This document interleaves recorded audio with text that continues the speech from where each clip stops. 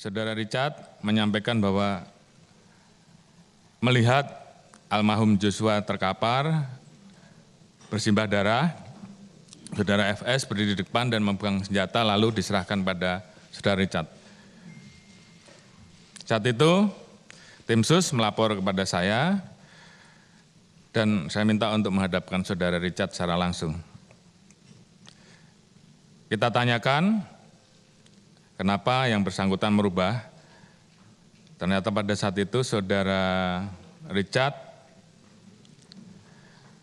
mendapatkan janji dari saudara FS akan membantu melakukan atau memberikan SP3 terhadap kasus yang terjadi.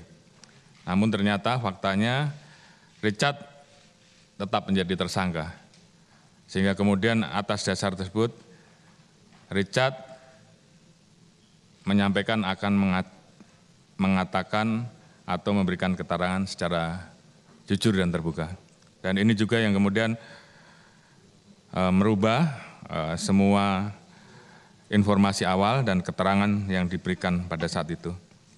Ya, kalau kami media menangkapnya ini adalah perubahan keterangan yang ketiga dari Baradae ya. Setelah yang pertama dengan skenario yang pertama tembak menembak sesuai skenario yang disampaikan oleh polisi ya. Kemudian 2 minggu yang lalu dari pengacaranya yang sebelum dipecat itu ya ada Deolipa menyebutkan, mungkin kita bisa tayangkan kembali ya. Skenarionya adalah Baradae disuruh atau diperintahkan oleh Verdi Sambo untuk menembak. Kita coba dengarkan bersama sebentar ya. Perintah membunuh begitu kencang, woi tembak, tembak, woi tembak, kan gitu kan kata Pak Sambo begitu nih, kira-kira begitu nih dalam ceritanya dia ke saya yang non pro justisia adalah begitu tembak. Dia kan bingung nih. Satu sisi juga dia bilang ke saya kalau saya nggak nembak pasti Pak Sambo juga pasti akan nembak si Joshua karena posisinya si Joshua dalam posisinya berlutut. Persoalannya kalau Pak Sambo kemudian sudah berlutut ketika si Richard ada ke sana, Joshua sudah berlutut di depan Pak Sambo. Oh, jadi kita masih segar diingatannya bahwa itu posisinya berlutut dan disuruh tembak. Nah yang ketiga ini Pak Ari, saya ingin ke Pak Ari nih. Terbaru ya Kapolri kemarin bilang ini posisinya Baradae turun, Brigadir Joshua sudah posisi bersimbah darah di hadapan Verdi Sambo. Yang menjadi pertanyaan saya, ini keterangan kan selalu berubah-ubah Pak ya.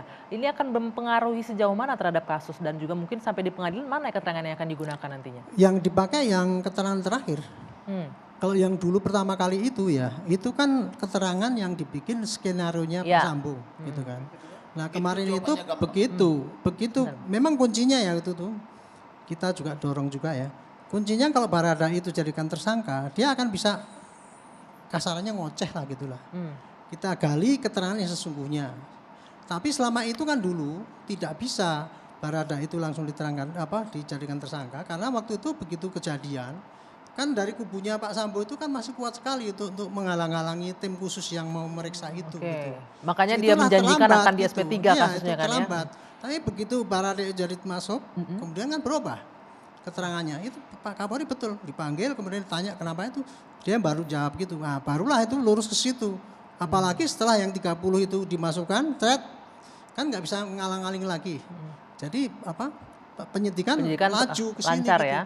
Jadi keterangan yang berubah-ubah itu nggak masalah sebetulnya. Yang tapi terakhir yang dipakai yang adalah yang terakhir. Nah, tadi saya ingin nambah komentar yang mengenai motif itu tadi ya. Motif itu apa sih, mesti tanda tanya banyak ya. Yang disampaikan oleh Pak Kapolri itu adalah apa yang didengar dari semua saksi-saksi itu. Itulah yang bisa disampaikan. Kan beliau kan masih mengatakan masih kita dalami lagi Ibu Putri itu kan. Karena kan itu tanda tanya itu tadi selingkuh atau pelecehan gitu ya. Itu nanti mungkin akan bisa didapat kalau Bu Putri itu bisa ditanya.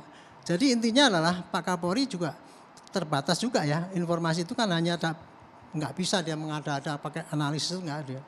Apa yang didengar itu yang dijadikan berdasarkan fakta dari keterangan saksi. Iya, semua yang ada gitu. Jadi kira-kira begitu. Jadi dan itu motif itu kalau untuk 340 sudah cukup seperti Pak Sugeng tadi sampaikan kan. Cukup pengakuan polisi pelaku itu saja cukup. Buktinya ada merencanakan karena diakui oleh Pak Sambo sendiri, diiyakan oleh barada-barada yang lain dan kemudian marahnya itu karena dia tersinggung oleh karena harkat martabat Martabatnya, ya. keluarganya tersinggung, ya sudah itu aja. Maka motif menurut Anda jadi nggak penting lagi. Perkara apa yang terjadi nanti itu akan di pengadilan Oke, nanti. oke. Gitu.